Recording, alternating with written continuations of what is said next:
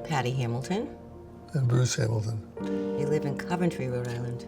How long have you been married now? 25 years.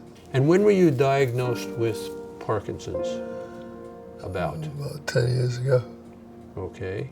And how long before that do you think the symptoms began? At least 2 years.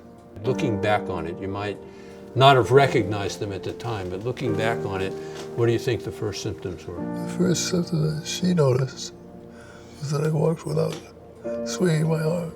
Okay. The first symptom that I noticed was a little bit of shuffling. Now, the hallucinations first began about how long ago? Maybe 5 years ago. What do you hallucinate about? Last night I was sitting right here, and I looked on the floor, and the spider had changed slightly. It had like eyes. It looked more like a beetle. He had wings on his back. But he was about the same size. And he walked around and went down a hole through the bricks. It goes nowhere. So that's how I know he was a hallucination. And how often are you having these types of hallucinations? Well, sometimes I'll have them every day for 3 days. I don't want to have them. And I might not have them for a month. Oh, really? And when you have them during those 3 days, are they brief, seconds long, or will they go on and off all day?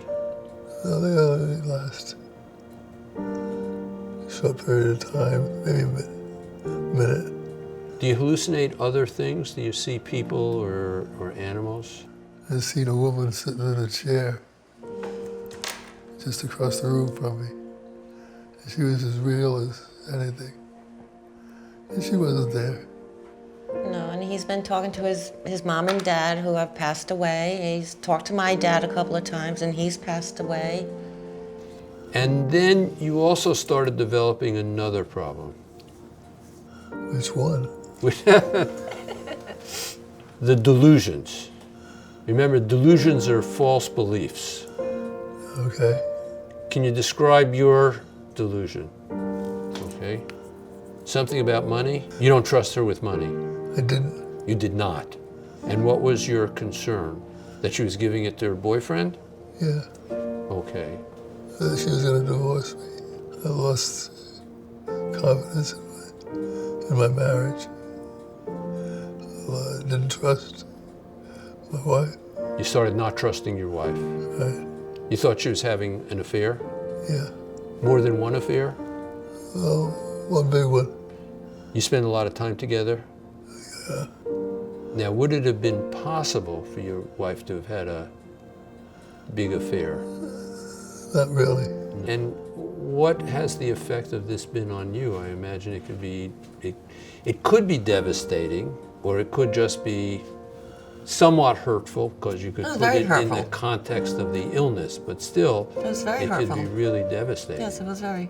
And I didn't accept it very well. I mean, that and the stealing of the money, and I mean, after 39 years of being together, it's not going to happen. You have understood, I think, from the beginning, or at least or shortly after this developed, that this is part of his illness, Yes. right?